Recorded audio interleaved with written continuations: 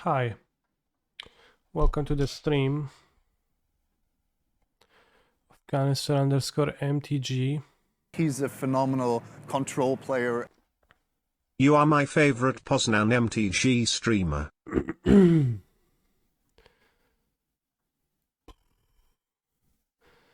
Thank you for the sub. I get it's like a funny way to say that, but there's actually more than one Poznan MTG streamer, so I guess it does rank me with some other people. Heroic Liliana meta. Yeah, I haven't played. I need to feel it like myself.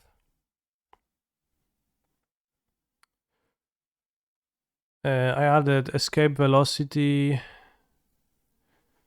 2 Cartouche of Solidarity, and 2 Squee to the sideboard, and all of those cards seem to match up decently against Liliana, right? So I cut the stupid +4/+0, which was honestly not too playable to begin with, and kind of a bad card, 2 mana pump spell. Sometimes you kill with the Virtuoso, like in the racing matchups, but for the most part, doesn't really. You already have access to Trample via Ancestral Anger, so you don't really want that card. When I googled Piotr Głogowski Hampton, I said, God damn. Well, there's many Piotr Głogowskis. And they also misspelled. I don't know if it's on purpose or not, but...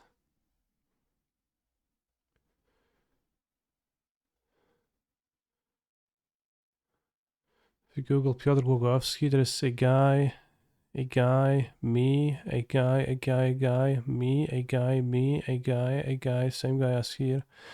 No, same guy as here. A guy, me, a guy, so there's 1, 2, 3, 4 instances of me. Decent. Peter Glogenhausen, you might get no results, but... Peter Glogenhausen.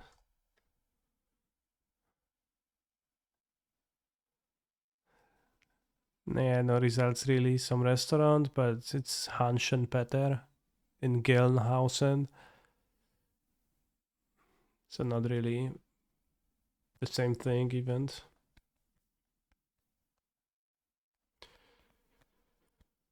I'm a cool pro Fortnite gamer. Night today. We can go to Moisty Mire, but not Loot Lake. I'd really love to drag with you. We can be pro Fortnite gamers.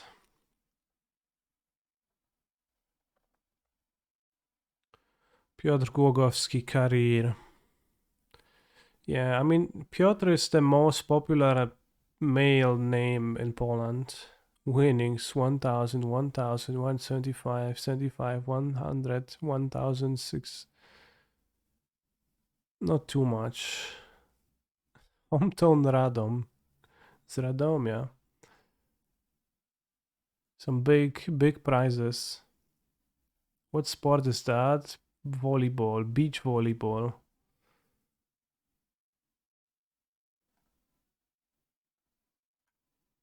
I hope he also had some other source of income that wasn't the literal only thing he had to live off, because it sounds a bit gruesome.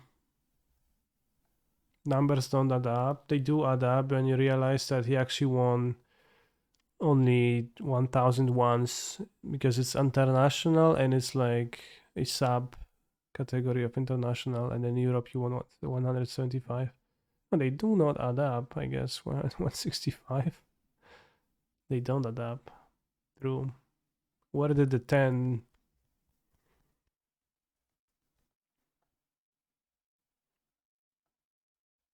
Ten of them. God, this sand is no good. I think this might be more Casa. I don't know what Casa plays. But it's not good to protect my Swift Spear. Much better of a hand, although a one-lander. I think we'll put back Virtuoso. It's a grindy matchup. It's a one-lander anyway, so you can play the Virtuoso on time, reliably.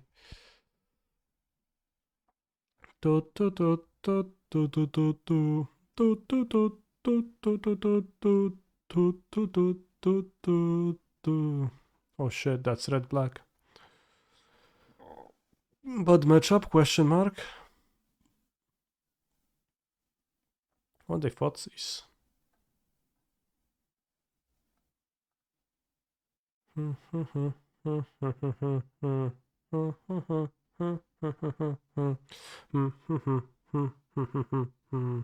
Can't easily avoid giving Bone Crusher a good target. Honestly, no idea what they take. Ancestral Anger?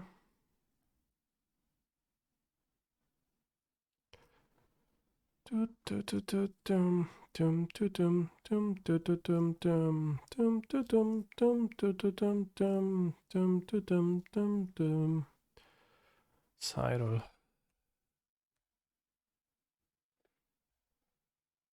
I low rolled. Pots is back on full display through. Black, black.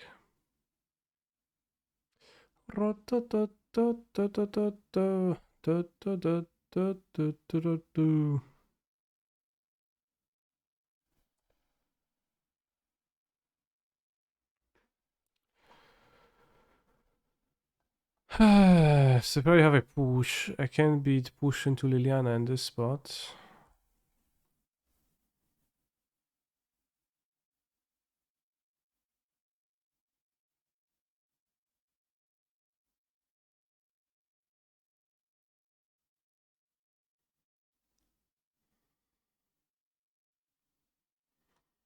So the second push tanking process, or is that modern challenge double queuing process?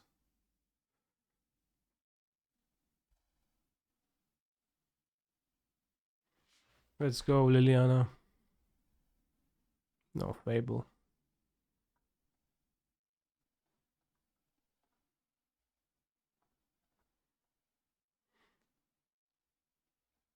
Alright, we lost, but it was just game one, and now we're going to come stronger in game two.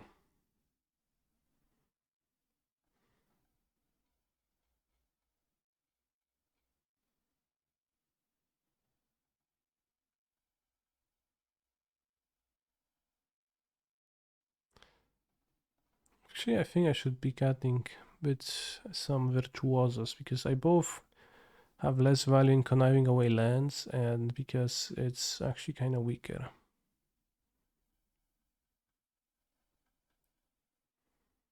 Passport.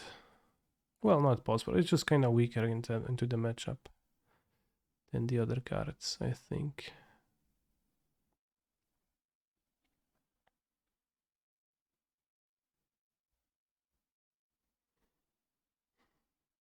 Well, I have the Ajonis Presence, which I also would want to sideboard maybe. TBH.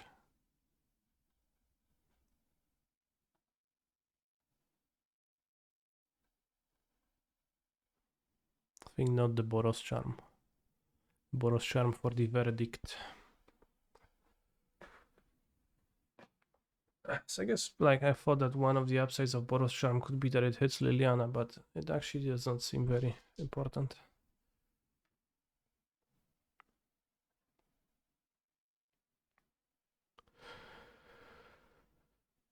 Oh, LFG go, bros.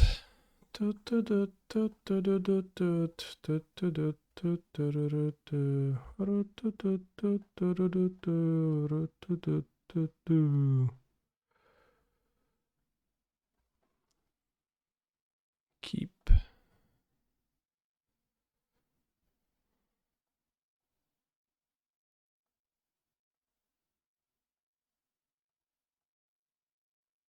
Cut 4 for 4 cards. Huh? If you really want to kill Liliana Modern, I saw someone once playing guerrilla tactics. That works if your opponent is not going to... if you don't have creatures in your deck.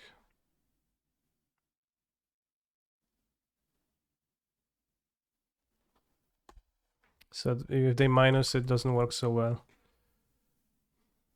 Guerrilla tactics. Funny.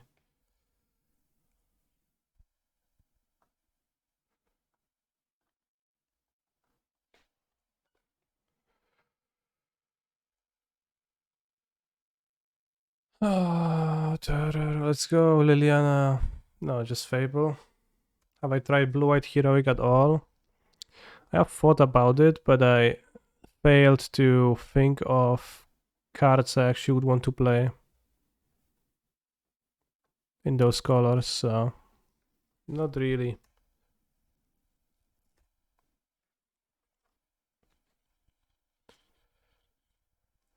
Like what creatures would you want to play in Blue-White Heroic? The dog, the 1-mana dog. That gives indestructible maybe as a 1-drop. Then put more emphasis on protecting your 2-drops, something like that.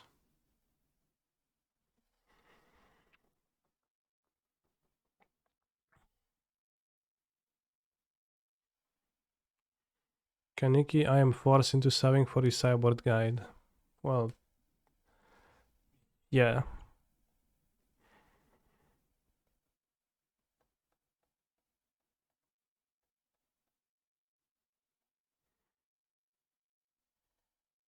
Let's play under Showdown.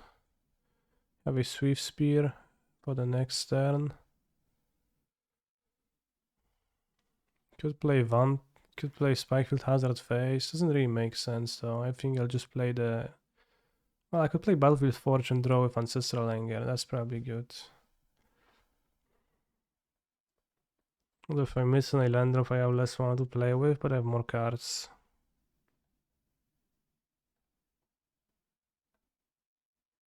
Next turn. This turn.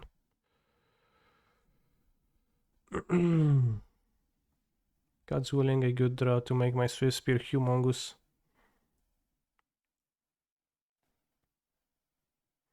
He's a phenomenal control player. 10-month Pogu. Thank you. A chord for 5. He's a For phenomenal control player. I wish I was in Paris kissing the girl of my life under Tower Eiffel. Instead I am here with you guys. Pretty close, butterfly. Pretty close, butterfly. Ah, love you, Johnston, indeed. Do we go for the kill?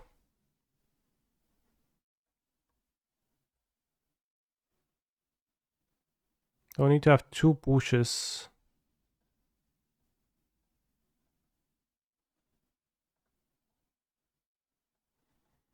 I should lead by playing the Shockland untapped.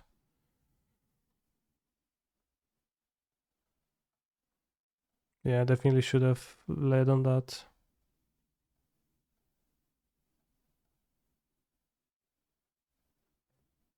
See if they have a second one. Oh no, paying costs. Fuck.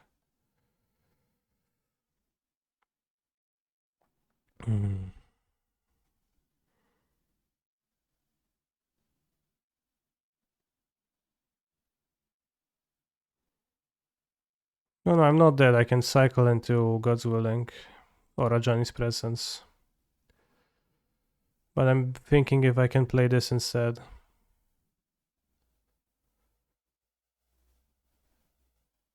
I go to 6 life. Yeah, I can't.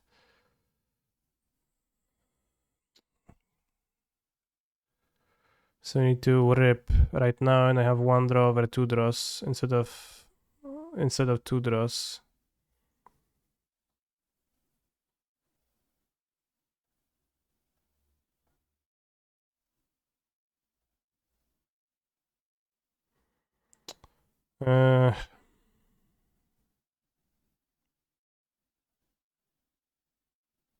Well, I want to draw, and model sometimes lags when you don't, so.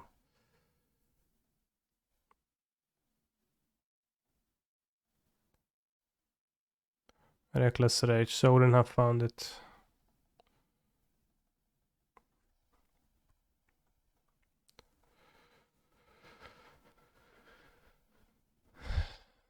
Very unlucky to lose the matchup. First time that ever happened to me.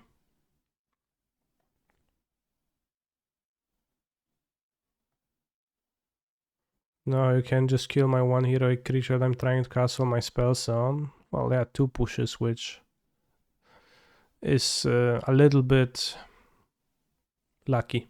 Not too lucky, but a little bit more lucky than this unlucky.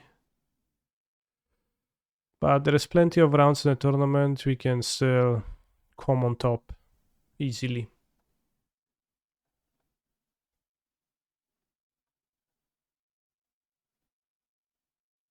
Also have to admit, at a few points I thought, damn, if they play Liliana, it's going to be a bit scary.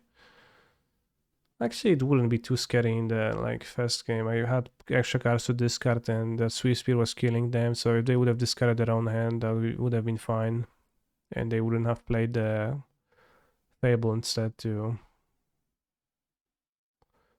pressure faster. So it would have been okay. Liliana must be okay. Is the vintage list you posted on Twitter real or just a elite troll? No, I played it in the tournament. Why would it be a troll?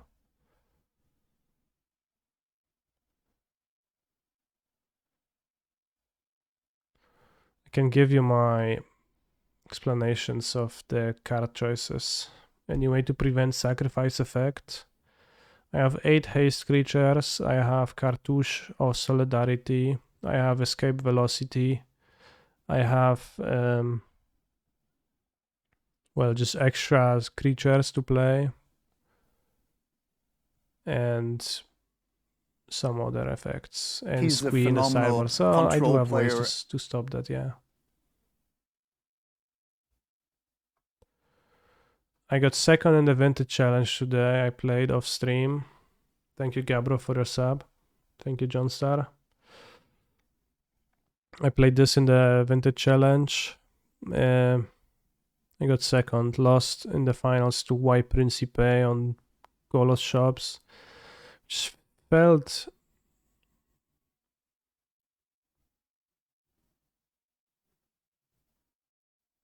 pretty unfortunate match in the end. I think I got pretty vintaged in the finals, but happens. Shops overall should be a favorable matchup with 4 Collector Roof for Force of Vigor main deck, and also the Shamans in the sideboard. Probably Ignoble Hierarch would be better than Shaman because I can't use the black ability on this anyways. But the idea behind this deck is that it's like the Hogak deck, but functional, and it's a bit lower powered of a Bazaar deck. Which is to say that you still often aim to put 9 power on the battlefield on turn 1 if you can, but it's a bit lower power level than the other Bazaar decks. In exchange for being a much more resilient deck and functioning of a single Bazaar activation, having a Once Upon and Serum Powder to find a Bazaar. You can keep some hands with Once Upon. They do function well enough, even if they don't find a Bazaar, so sometimes I keep those. Having Yavimaya and Gaze Cradle as ways to cast Collector Oof.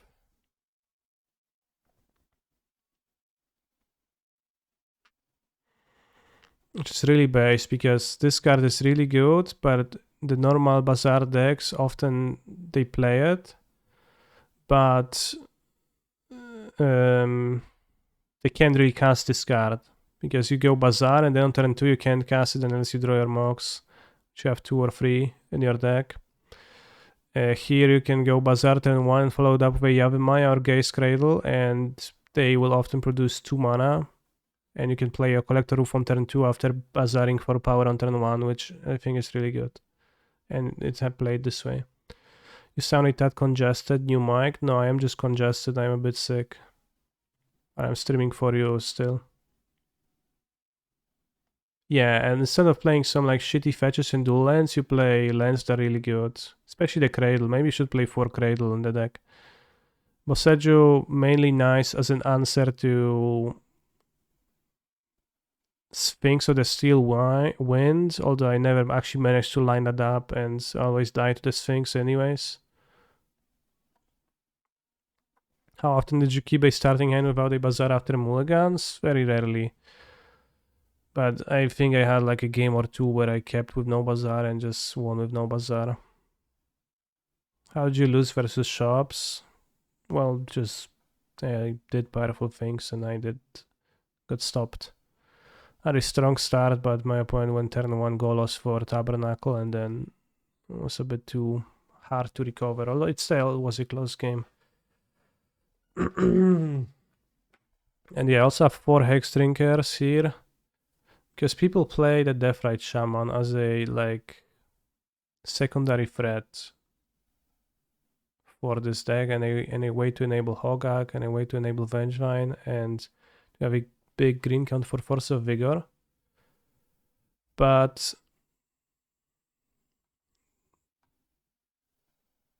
Deathrite Shaman just doesn't do anything and it doesn't beat people. If you have no Bazaar, it very rarely actually beats a person.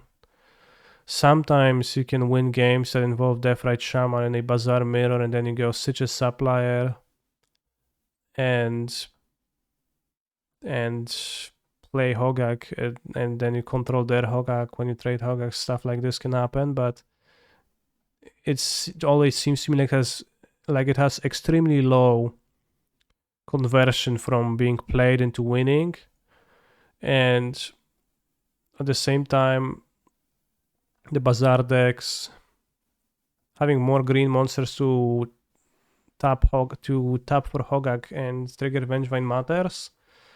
And it also, Hexdrinker helps with the issue that the Bazaar decks have. They sometimes get into board stalls, and then any normal functioning deck will have things to draw to escape that board stall, while the Bazaar deck just has no outs, and like your opponent has a Womb Call, you can't quite attack through it, or they have a big construct token, you kind of have few outs. Hexdrinker just attacks through stuff at some point, and at the same time it's also a threat that can kill a person who has too much hate versus you. So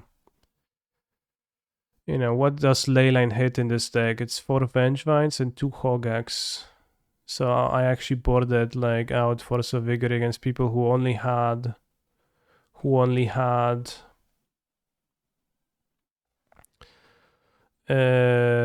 Leyline, but no other artifacts, enchantments they wanted to hit, and they just Leyline me, and I'm like, sure bro, like Bazaar, put my Root Wallace, play Cradle, play Hexdrinker, level, then level again, and you can't win. Protection from instances tough to beat already for many, and lets you level up to protection from everything.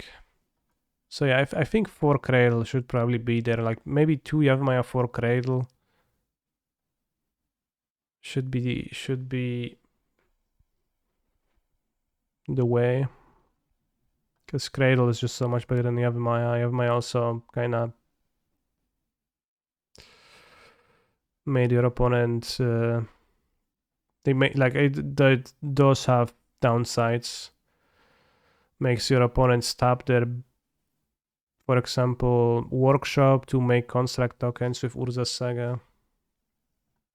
What did you lose to, Mr. Streamer? I lost to White Principe on Golos Shops in the Vintage Challenge finals, and I lost to Red Black with Heroic Witch.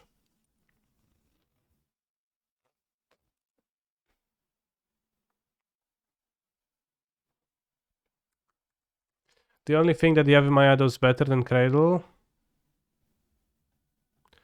is that it plays better when you want to keep a hand with no bazaar and you want a fair screen source, then you have Maya works, but Cradle doesn't. But that's kind of narrow. For the most part, it's just so much better. And also, Cradle just counter Tabernacle, which comes up a lot.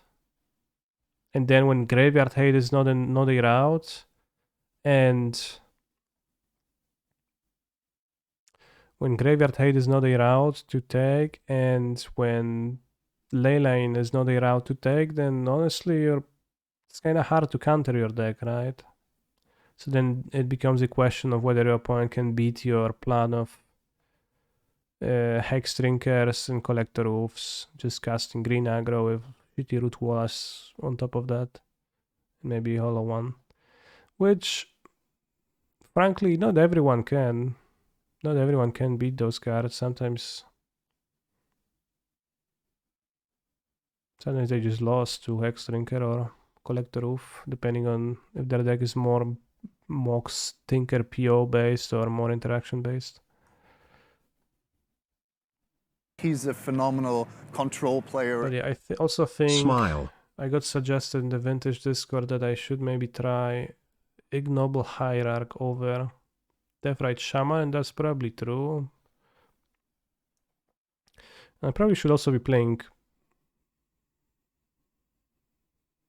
Endurance.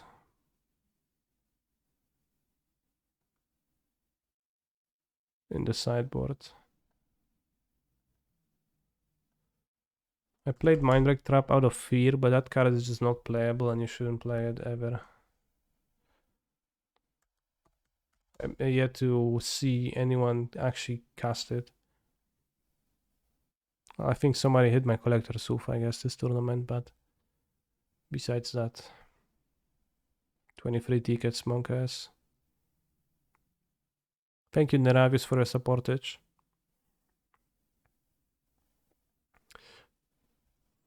So this is my story about Gaze Cradle.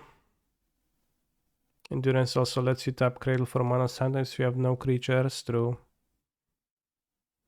So yeah, so the sideboard should be no Mindbreak, don't play that. Endurance also works against Doomsday, doesn't it, right? So that's also awesome. Because it can counter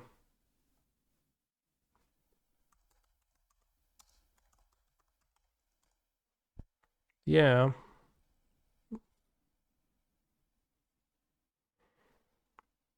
I'm actually level 1, Justin. I'm sorry, I didn't actually stream the challenge, so.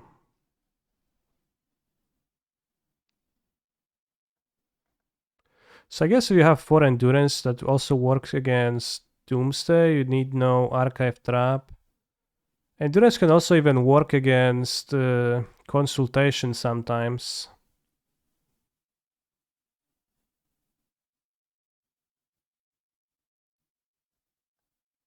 So maybe then you can play not Archive, but Mindbreak still, if you are a coward and want to play Mindbreaks. Archive Trap is so cringe though. Whenever I have Archive, well, it's not really, I think it's less cringe than Mindbreak. But whenever I have Archive Trap in my hand, I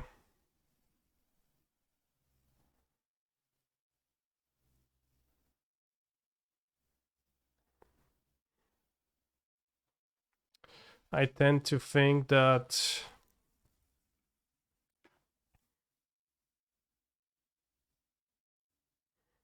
well, whenever I have Archive Trap against Doomsday, they go Oracle, Consultation, and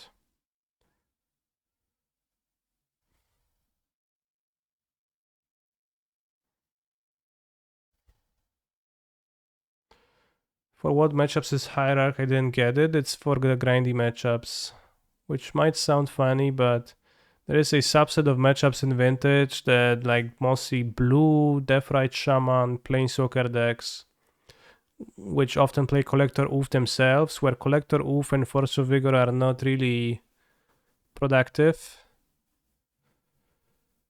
So against those matchups, I would be happy to to do this swap, those 9 for those 9, and have more creatures in my deck. Ignoble Hierarch activates Root Wallace, helps you win scrappy games with them.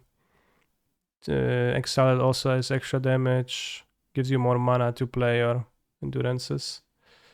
DRS has more toughness against red and 6. True. Yeah, I guess it's true that you often would want to sideboard that against red and 6 decks, but it just doesn't really, I don't know. Well, Deathrite Summon kinda sucks. It doesn't have, like, Ignoble Hierarch seems like it could be better. The Deathrite Shaman's upside is that in a graveyard mirror you can exile their dredgers or something with the Shaman, which is okay. Which you can do with Ignoble Hierarch. Because against other Bazaar decks you also don't really want those, because you can play through Leyline relatively okay. So you can just cut the Force of Vigor, cut Collector Roofs, so then having extra mana is good. Is Gitaxian Probe worth the slot? I'd want another Hogak. Gitaxian Probe, I didn't play it yesterday, because I played this deck yesterday and I got 9. I played a bit of a different version. I had a Black Mox for no reason. I had no Shaman in the sideboard and I had Black Mox for no reason because I forgot to cut it. DRS is good versus Oops. I would give it to it because of that. Yeah, Deathrite Shaman is probably better than Ignoble.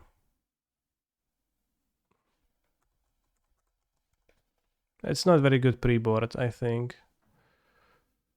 But it's okay post-board. Then against graveyard matchups you have 4 Deathrites, 4 Endurance, 4 Surgical. Yeah, sounds good.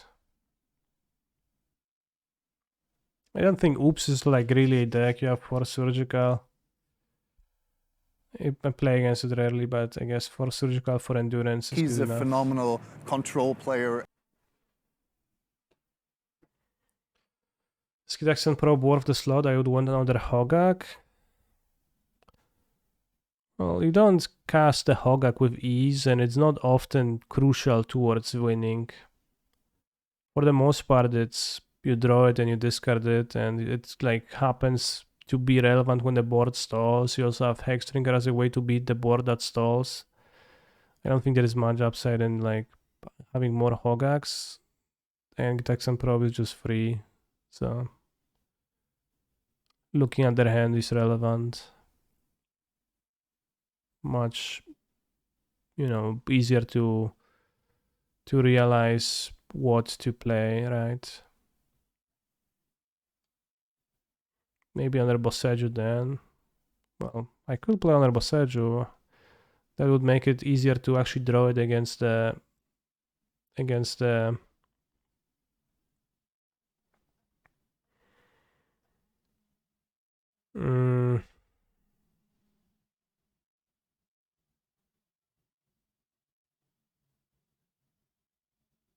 Sphinx, but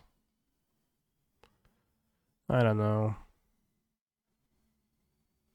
I don't think Boseiju like clears it for me to want to cut. Crop rotation is just bad. Yeah, I wouldn't want to keep hands and crop basis of crop rotation.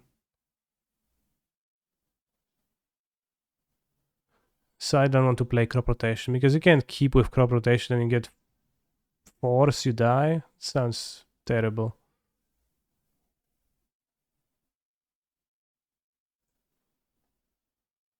Sounds heinous.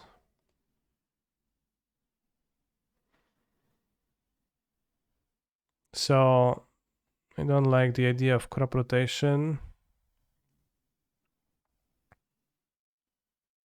Best Smurg NA, thank you for your tier 1 sub.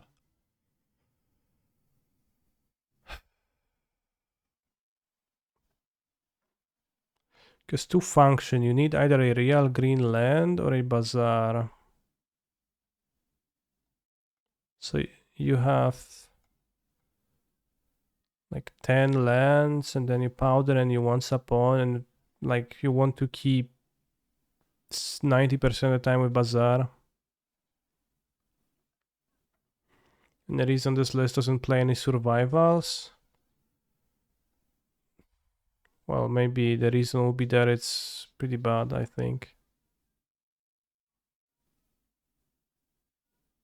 There was a survival deck, but you just need much more mana than you can produce. You can't reliably produce more than 2 mana. Which is why, like, Hexdrinker is pretty good, right? Because it is castable for 1 mana, it can be leveled across several turns, but then when you happen to have 8 mana, it's also good. You just level it immediately. Dziękuję ci bardzo, Kasiu. You don't actually, you know, and even Endurance is pushing it. Like, Endurance has to evoke and 3 mana castability, so you can do that, but survival is just lots of mana and you don't reliably have mana, so that would be the reason. Is anyone playing Sylvan Library in Vintage? I don't know. Anyone?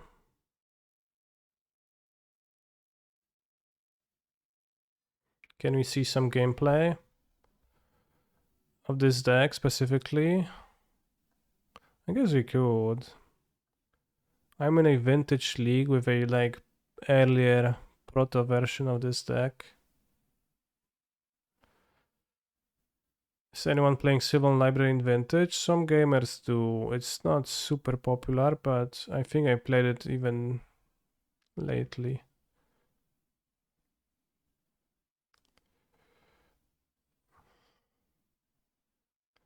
This is an earlier version of this deck, which is almost the same, I guess. But like more traps in the sideboard. But we are 1-2, so we can drop from the league and we can play a Vintage match through.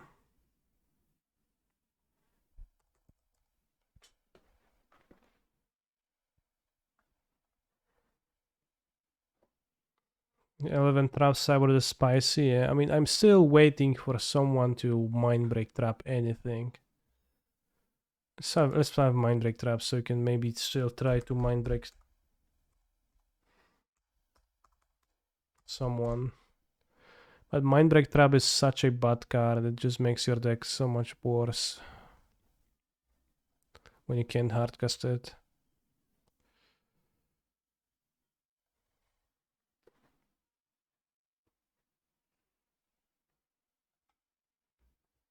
Nobody casts free spells against you ever.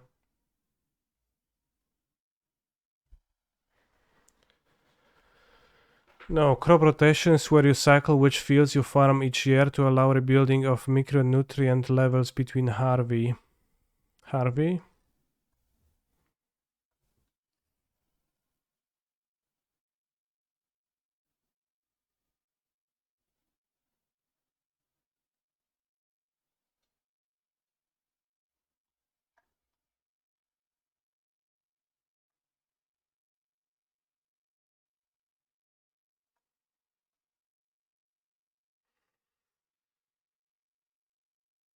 Any Harveys in the chat?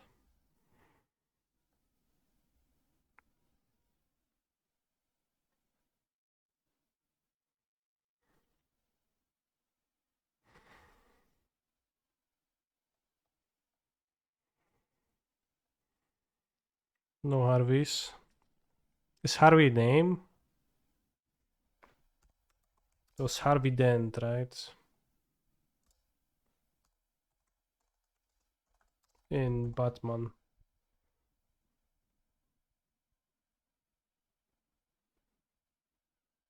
So his name was Harvey.